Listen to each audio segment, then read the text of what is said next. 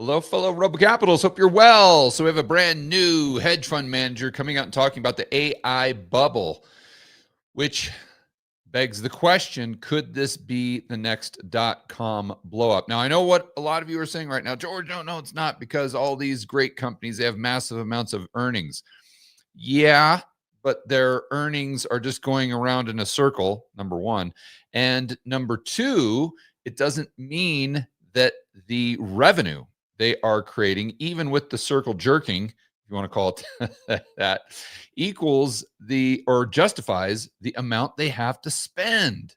And that, so we got to think this one through here.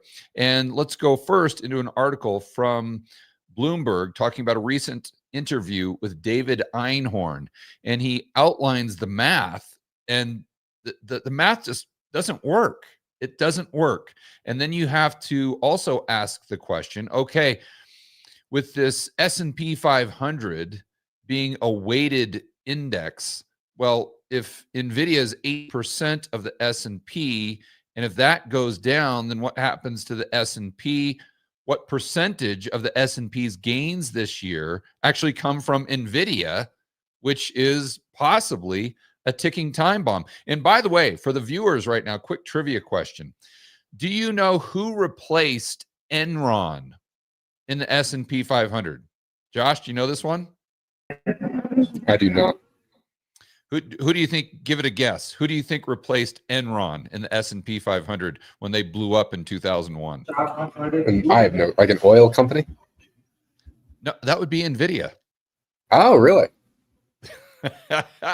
So, just in case you were wondering, the person who is in control of the simulation we are all living in definitely has a sense of humor. So that's good, but you just can't make this stuff up, can you? All right, let's go over to this article on this Einhorn interview, sounds warning on the AI spending splurge. And basically, what's happening here, if I could give you an analogy, it would be like someone graduating from college, or excuse me, graduating from high school and going into college, taking some sort of studying something that might give them, let's just say, a job that pays $100,000 when they get out of school. But what they're doing is they're spending $1 billion on that college education that's going to get them a job that pays them $100,000 a year. That's, in a nutshell, what's going on right now in the AI, we'll call it circular economy.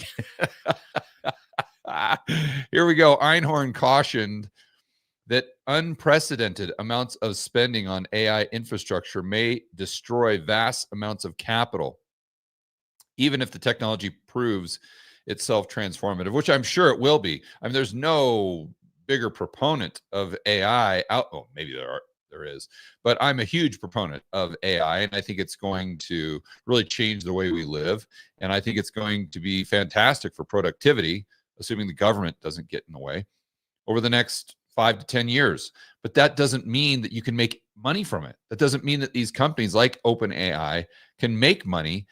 But it does mean that in order to get from A to B, they have to spend insane amounts of money that their revenues just can't justify.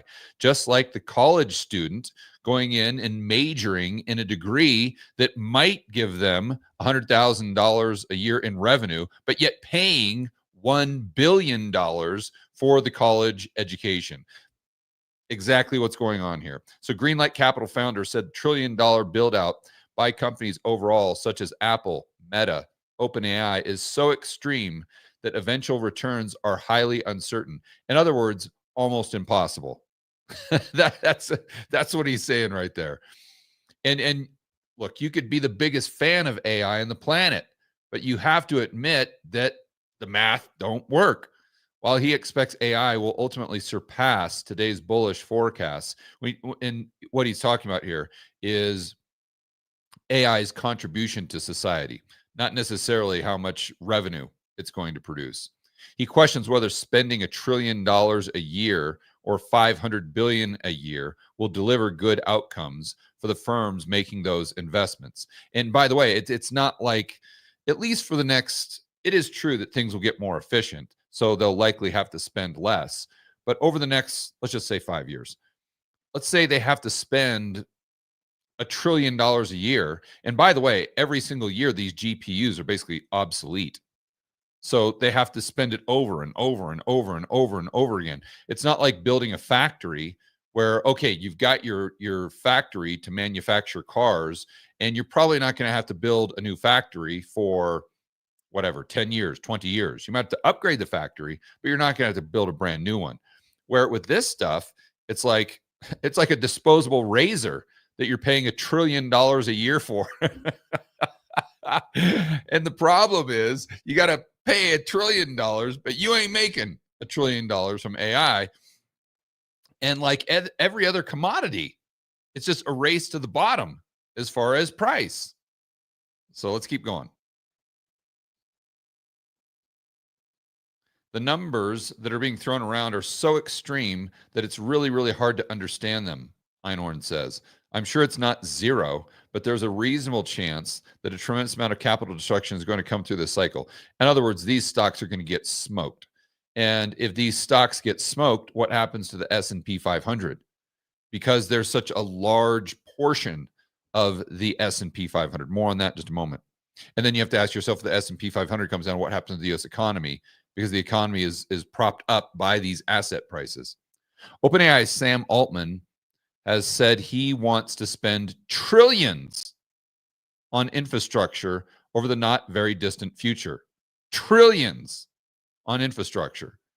So then you've got to ask yourself, okay, well, how much is OpenAI actually like making in revenue? So there's no better person to ask than OpenAI.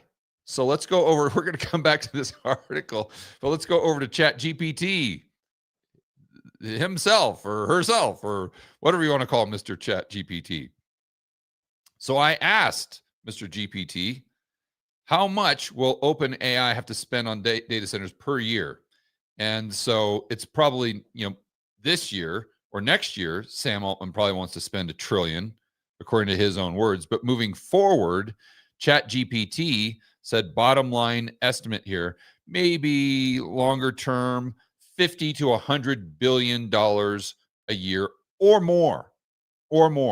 So according to Sam Altman, he wants, the next couple of years, he wants to spend $1 trillion a year building out. And then moving forward, let's just say you've got to spend 50 or 100 billion every single year just to keep pace, keep up with the Joneses, so to speak. Well, then what's he making? I asked, what is their current annual revenue? That would be 12 billion.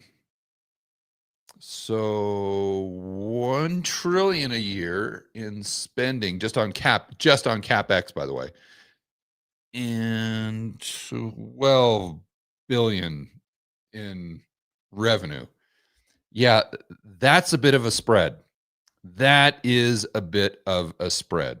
And this is why you can't look at this and say, oh, there's nothing to see here. This isn't concerning at all. Oh, this has nothing to do, or this is nothing like the dot-com bust. Are you kidding me? These companies actually have revenues. Okay, fine. They've got revenue. I'll admit, 12 billion. Now, they've got expenses of $1 trillion a year, but at least they have revenue. So let's think that through. Would you rather be pets.com with no revenue at all, but let's just say you've got a burn rate of $1 million a year? So net, you're losing $1 million a year. Or would you rather be OpenAI, where you've got a burn rate of $1 trillion a year, but you're making 12 billion? I'll actually take pets.com. And this is the insanity we are dealing with right now. But you could have guessed that just by knowing that NVIDIA replaced Enron in the S&P 500 in 2001. What did you think was going to happen here? Understanding that we all live in a simulation. We're all living in the matrix. And at least who's ever running the matrix, at least they have a sense of humor, like we said earlier. Or at least they have a sense of irony. Now let's go over to this from Yahoo.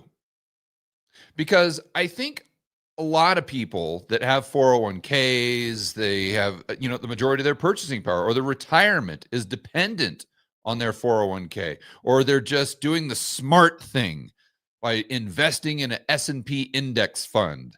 And every single month, they just take 10% of their paycheck and they put it in that S&P index fund because that's what Dave Ramsey says is the smart thing to do.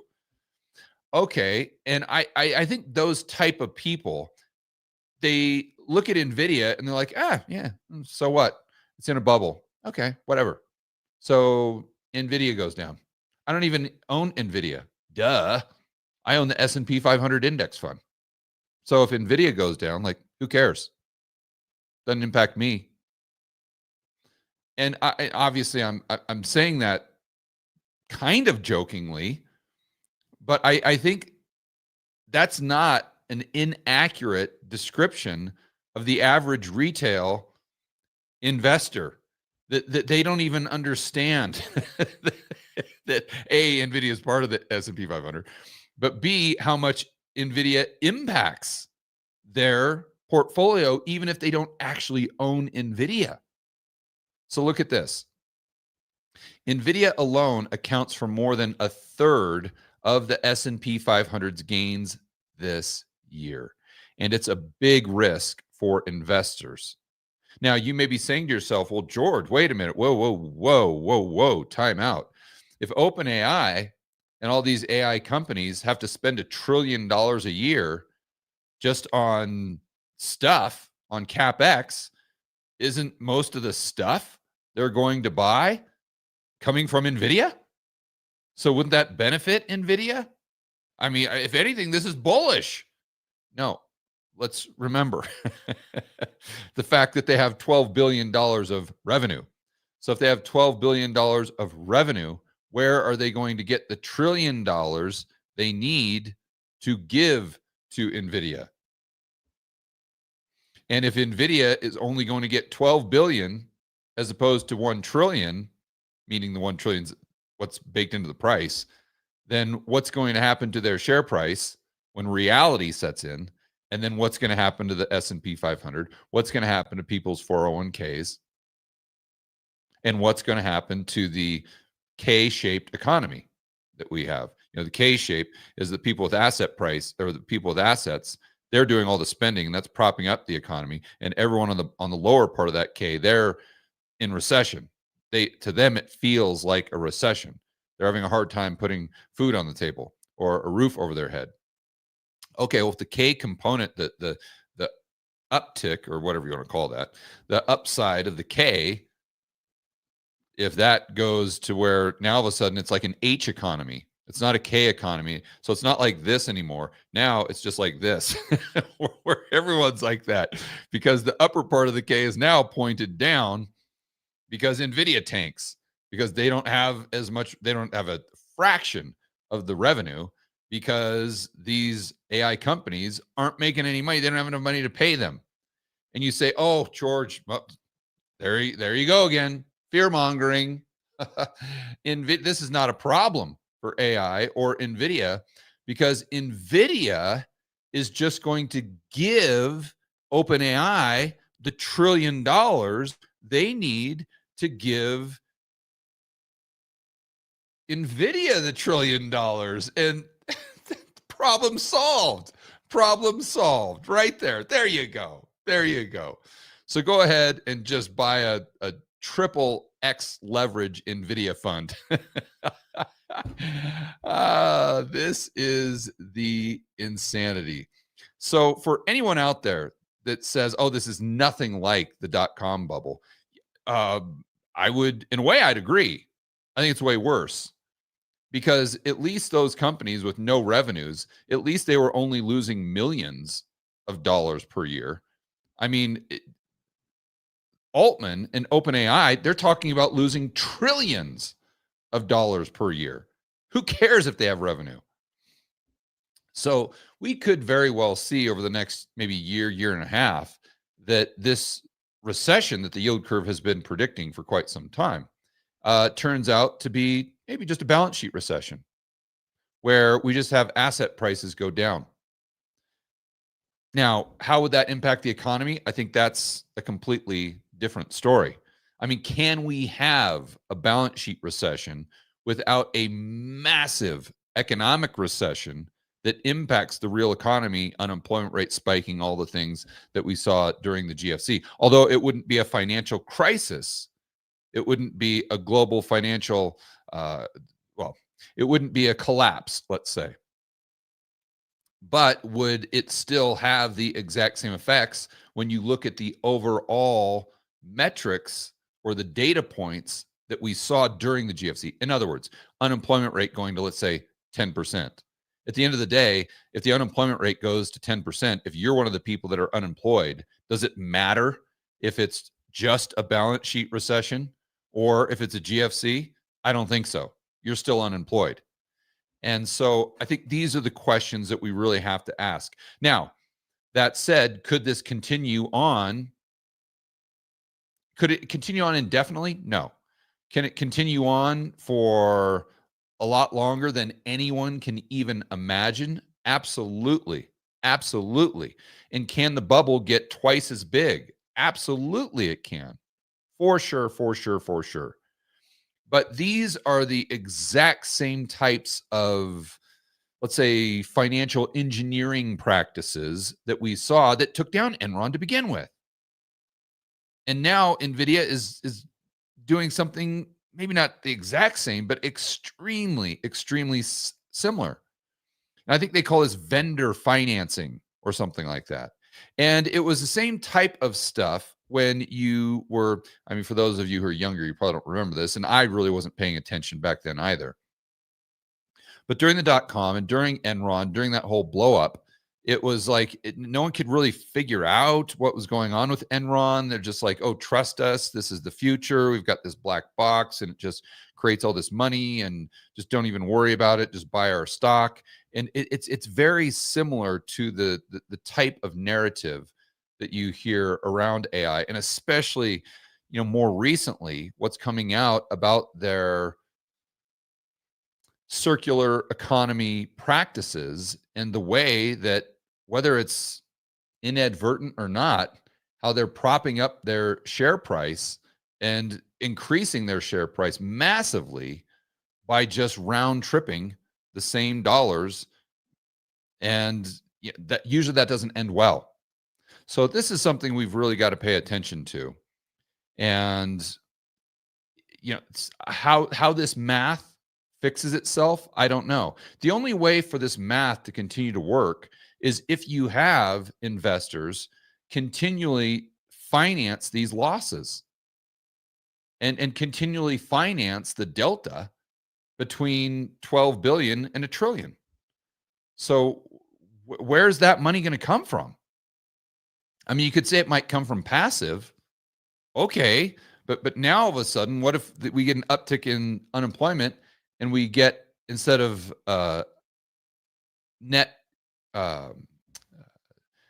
instead of there being dollars going into passive on net, now all of a sudden, instead of there being net inflows, there's net outflows. That's what I was trying to say. So if there's net outflows, now where does all the money come from to finance the spread between 12 billion and $1 trillion? It's gone. And it ain't coming from NVIDIA, because they're just doing that by their share price rising. So if their share price is going down, now they can't do the vendor financing. Now the whole circular economy blows up. So this is dangerous stuff. This is dangerous stuff. Could it go higher? Could the bubble get bigger and bigger and bigger and bigger? Absolutely. I mean, at the end of the day, for heaven's sakes, why wouldn't Donald Trump come in and just buy 50% of NVIDIA, meaning the government? I mean, would any of you be surprised at this point? If the government stepped in, if we had this collapse or this potential collapse, and 2 weeks into it, the government stepped in and said, oh, we're buying 50% of NVIDIA and we're going to recapitalize NVIDIA with $10 trillion. And then we could just keep this game. We can kick the can down the road further. That wouldn't surprise me at all. All right, guys, enjoy the rest of your afternoon. As always, make sure you are standing up for freedom, liberty, free market capitalism, and we'll see you in the next video.